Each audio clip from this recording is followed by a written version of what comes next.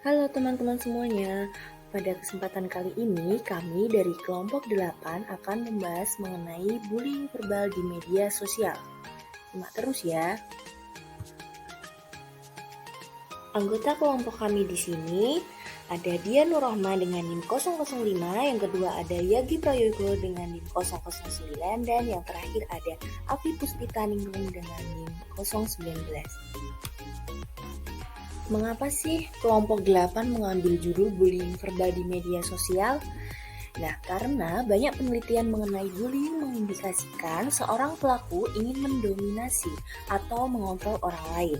Nah, kasus bullying verbal di media sosial menarik dan penting untuk menumbuhkan karakter sejak dini supaya bisa terhindar dari hal-hal yang dapat merugikan diri sendiri dan orang lain.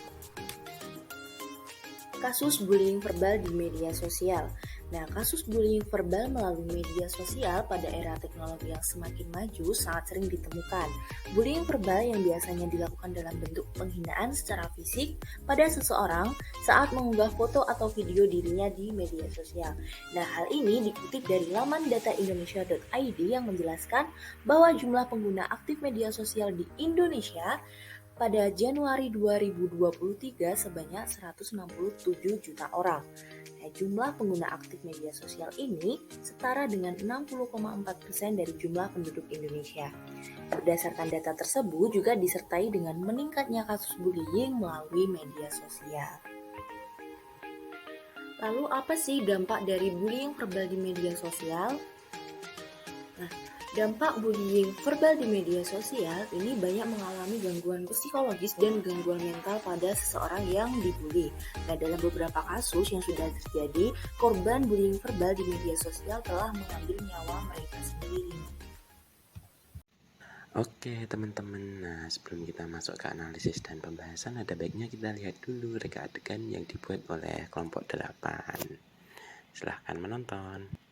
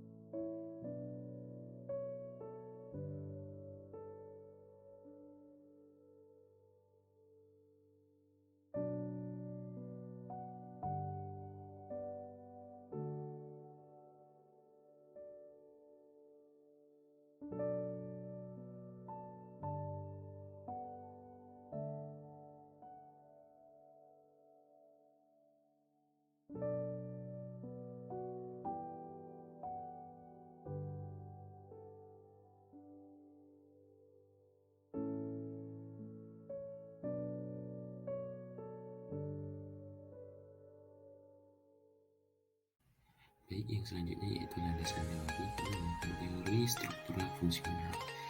Nah, teori struktural fungsional ini merupakan teori yang membahas mengenai sikap dan perilaku manusia dalam masyarakat dan bagaimana perilaku itu berada dalam kondisi seimbang gitu.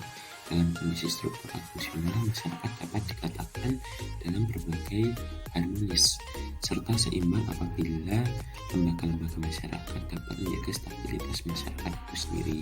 Nah, terdapat beberapa lembaga yaitu lembaga keluarga, pendidikan, sosial, agama, dan pemerintah. Selanjutnya, pengkaitan kasus dengan teori. Penelitian dengan judul bullying verbal di media sosial ini kita kaitkan dengan teori struktural fungsional, yang dimana teori struktural fungsional akan menjadi upaya dan solusi penyelesaian kasus dengan melalui lembaga agama, lembaga keluarga, lembaga pendidikan, lembaga masyarakat, dan lembaga pemerintah. Yang pertama yaitu lembaga agama. Lembaga agama di sini memiliki peranan yang sangat penting dalam tatanan kehidupan masyarakat. Agama merupakan landasan pokok dan landasan paling mendasar yang ditanamkan dalam diri seseorang mulai dari lahir hingga akhir hayat.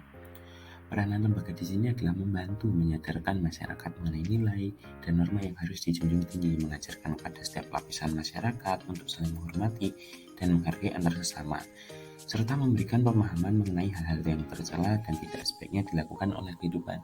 Sesuai pada kasus bullying ini, ya seidealnya ketika lembaga agama ini berperan, agamanya sudah masuk, nilai-nilai agamanya sudah masuk pada individu sehingga tidak melakukan pembulian, karena itu adalah tindakan yang tercela dan tidak saling menghormati.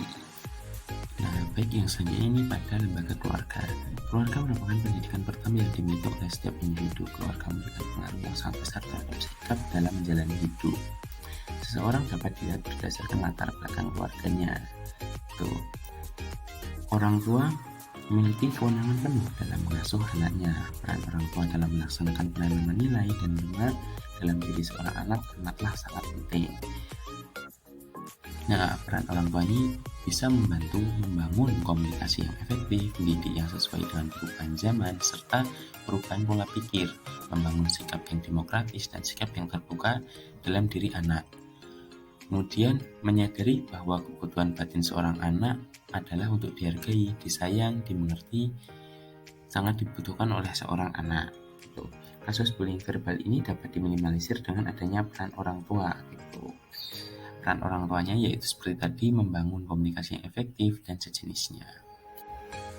Baik, di sini saya akan menjelaskan mengenai upaya dan solusi bullying verbal di media sosial dengan lembaga pendidikan. Lembaga pendidikan atau sekolah adalah pengawal utama dalam kebudayaan melalui penanaman nilai-nilai luhur dengan pembelajaran di dalam kelas serta praktik keteladanan sikap. Pengintegrasian kultur dan nilai-nilai luhur dalam pembelajaran akan memberikan pemahaman dalam diri peserta didik untuk hidup dalam demokrasi dan toleransi.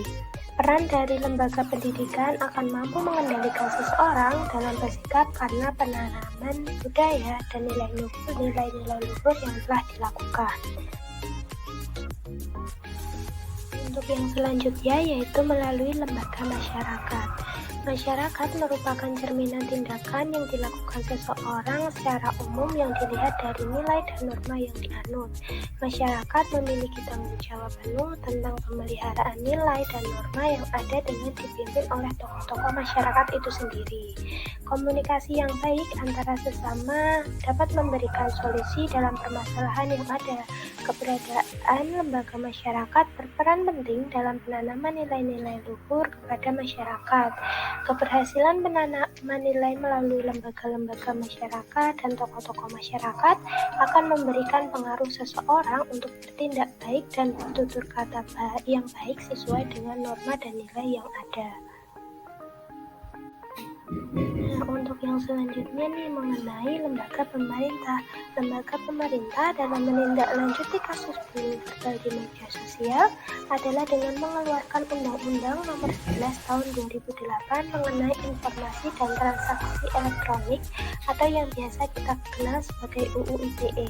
Dalam undang-undang tersebut mengatur mengenai cyberbullying yang berperilaku agresif dan bertujuan yang dilakukan secara individu maupun berkelompok secara berulang-ulang.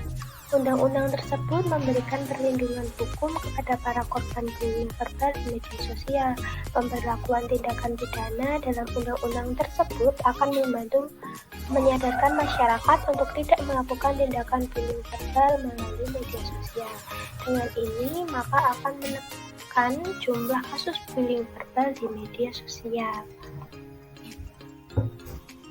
Nah, itu tadi presentasi dari kami mengenai pengertian bullying verbal di media sosial, dampak bullying verbal di media sosial, dan upaya serta solusi bullying verbal di media sosial dengan dari struktural fungsional. Sekian presentasi dari kami, terima kasih.